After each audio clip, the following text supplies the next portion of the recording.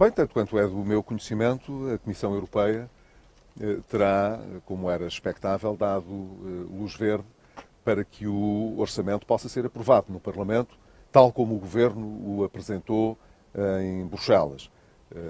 A Comissão Europeia chama a atenção para alguns riscos de incumprimento que são efetivos, quer dizer, já o Conselho de Finanças Públicas como a UTAU tinham chamado a atenção para esses riscos, mas o importante é que o projeto de orçamento, digamos assim, não tivesse sido rejeitado, como poderia ter chegado a acontecer até com o orçamento de 2016, que teve de ser retificado antes de ser apresentado ao Parlamento.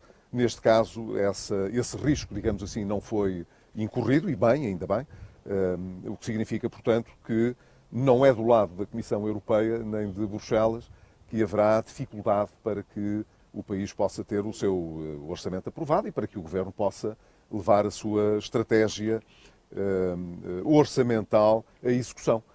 E isso é sempre positivo e deve-se saudar que seja assim. Isso não significa, evidentemente, que, além dos propósitos de redução do déficit, que é aquilo que nesta altura mais preocupa a Comissão Europeia, não haja outros aspectos que sejam relevantes e que não têm que ver com a Comissão Europeia, têm que ver com as opções que nós queremos fazer para atingir esses objetivos e essas metas.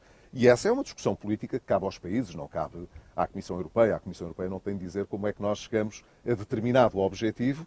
Essa é uma escolha que cada país, dentro do seu espaço de liberdade, deve decidir.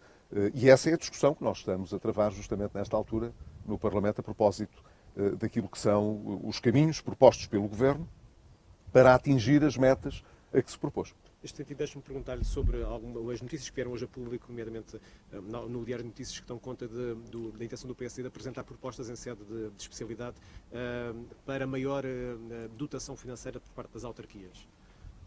Nós, como eu já tinha dito, apresentaremos um conjunto de propostas de alteração que estão muito centradas em 3 blocos de matérias, digamos assim.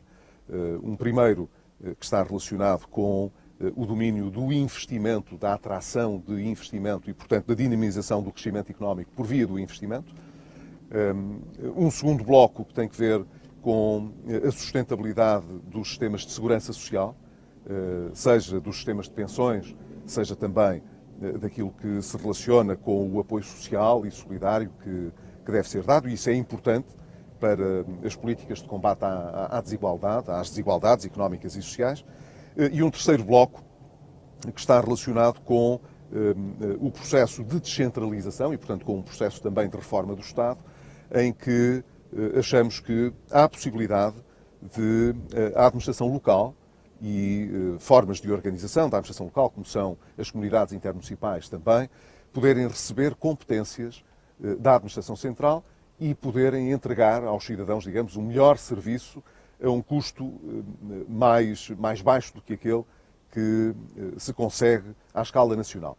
E isso vai significar mais competências e, portanto, o dinheiro adequado para realizar essas competências. Mas isso não significa mais despesa pública nem mais impostos, digamos assim. Significa redistribuir aquilo que existe.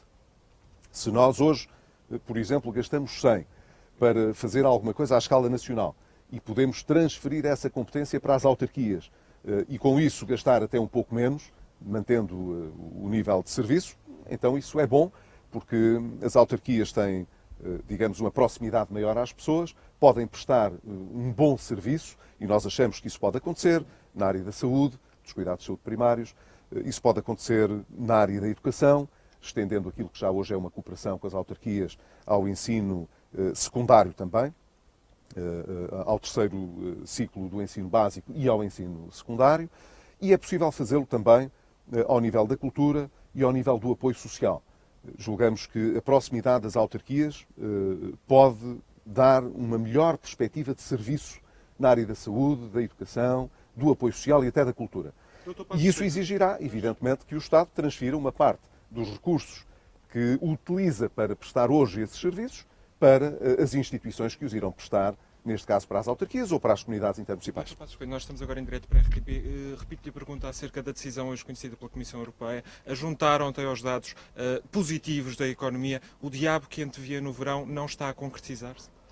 Eu creio que o mais importante a destacar é, do lado dos resultados que foram divulgados ontem pelo INEC, que foi a estimativa rápida sobre o crescimento no terceiro trimestre, a importância de ter havido uma surpresa por parte dos analistas e de o país ter crescido mais do que aquilo que se esperava.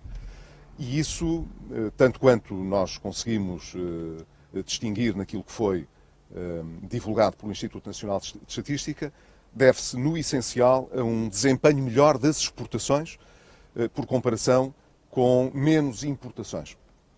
E isso é bom, na medida em que, como sempre defendemos de resto, o país só pode crescer sustentadamente para o futuro se o fizer alavancado pelas exportações e não baseado no consumo interno, como de resto o Governo defendia e mal, e por outro lado, com a atração de investimento. E isso, infelizmente, ainda não está presente. Portanto, estes números os dados mostram sucesso da ação governativa?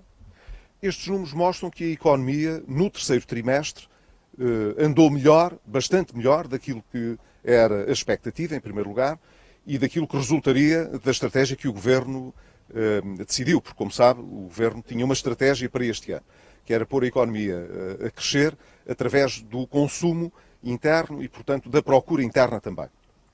Aparentemente não foi isso que aconteceu. Portanto, nós estamos a crescer por razões diversas daquelas que o Governo previu. Mas isso é bom.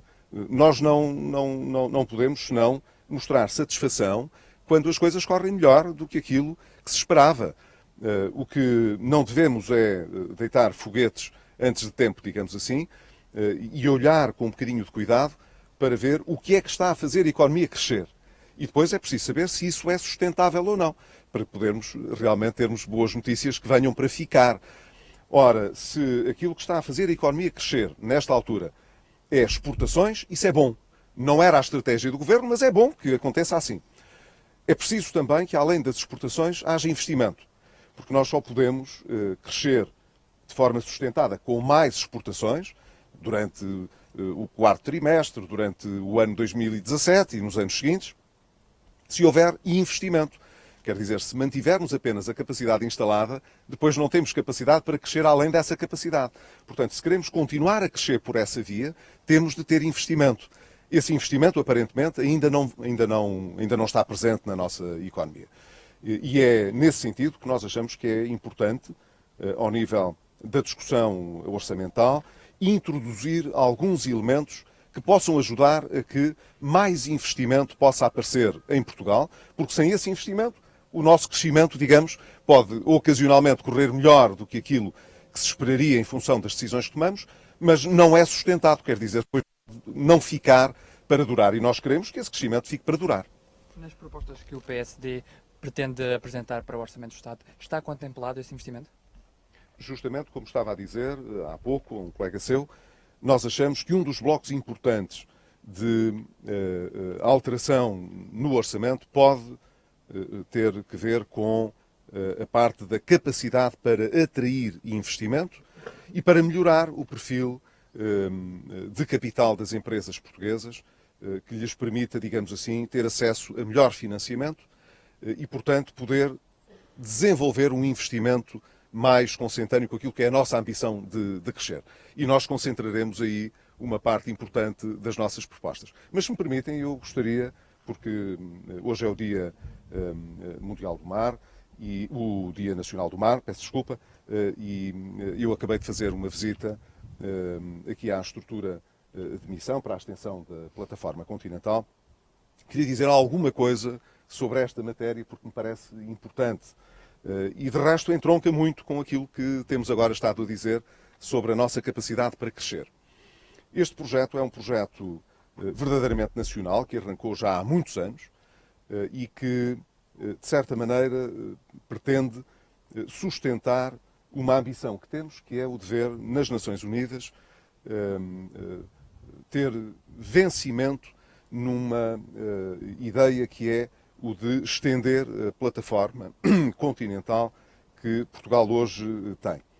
E isso é muito importante para o futuro do país, não apenas porque ajuda a pôr o mar no centro da nossa estratégia de crescimento, mas também porque pode vir a atrair, no futuro próximo, muito investimento e muitas atividades que se podem desenvolver à volta do chamado cluster do mar. Já hoje ele tem uma importância maior do que tinha há alguns anos atrás. Nos últimos anos, medido em percentagem do PIB, nós crescemos sustentadamente nas diversas atividades que estão ligadas ao mar, mas estamos a notar que existe agora uma certa estagnação naquilo que era a importância e o investimento que era preciso fazer nesse domínio. Julgamos que ficará ultrapassado, entretanto, aquilo que era uma dotação menos adequada que nos parecia estar à disposição justamente quer desta estrutura de missão, quer também daquilo que são os fundos alocados pelo próprio governo português em contrapartida nacional dos fundos europeus destinados a este domínio. E, pelo menos, esse mérito esta nossa iniciativa já teve. Recebemos ontem, da parte da Sra. Ministra, a notícia de que haverá, afinal, não um corte como estava previsto, mas um reforço dos meios que estão à disposição desta estrutura de missão também, bem como da possibilidade de agilizarmos a utilização de fundos europeus neste domínio. E isso é muito importante. Tarda ainda a publicação do regulamento para o Fundo Azul, que deverá permitir que instituições públicas e privadas possam candidatar à execução desses fundos e, sobretudo, eu creio que é importante que nas diversas profissões, nas diversas atividades que estão ligadas ao mar, possa existir uma maior integração e uma maior dinâmica da estratégia que o próprio Governo deve conduzir nesta matéria.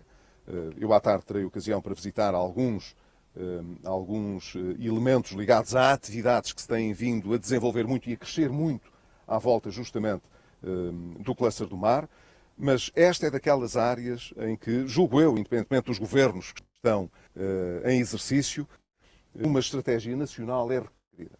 O mar é um dos principais recursos que o país tem, hoje não ainda utilizado de uma forma tão intensa quanto poderá vir a ser no futuro. Precisamos de investir muito em investigação e em conhecimento, porque antes de podermos utilizar bem esses recursos é preciso saber que recursos são, que melhores utilizações é que eles podem vir a ter. Desse ponto de vista, o conhecimento que já temos, as competências que já acumulamos deveriam ter uma sinergia maior com as nossas universidades, com os centros de investigação, de modo a amplificar o conhecimento que temos deste recurso, que é o mar.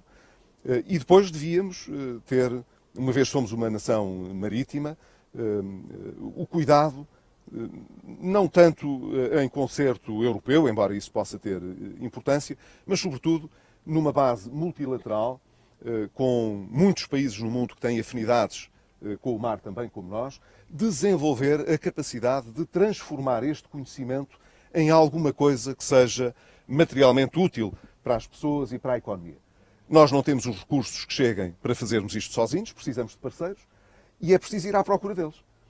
Portanto, da mesma maneira que precisamos de colocar agora toda a nossa estrutura diplomática ao serviço deste trabalho que esperamos que venha a ser bem concluído, junto das Nações Unidas para reconhecer uma maior extensão da nossa plataforma continental, precisamos também de ter as nossas empresas, a nossa rede diplomática a trabalhar com outros países, com outras empresas à escala global, digamos assim, que nos ajudem a aumentar, por um lado, o conhecimento e, por outro lado, a converter esse conhecimento em crescimento económico para Portugal. Isso pode ser decisivo nos próximos anos e eu espero que o Governo esteja também sensível a esta necessidade de apostar a longo prazo, a investir em conhecimento e a investir em atividades que possam tirar um maior partido daquilo que são os recursos que nós temos e que não estão apenas em terra, estão também no mar Atlântico, que é o nosso.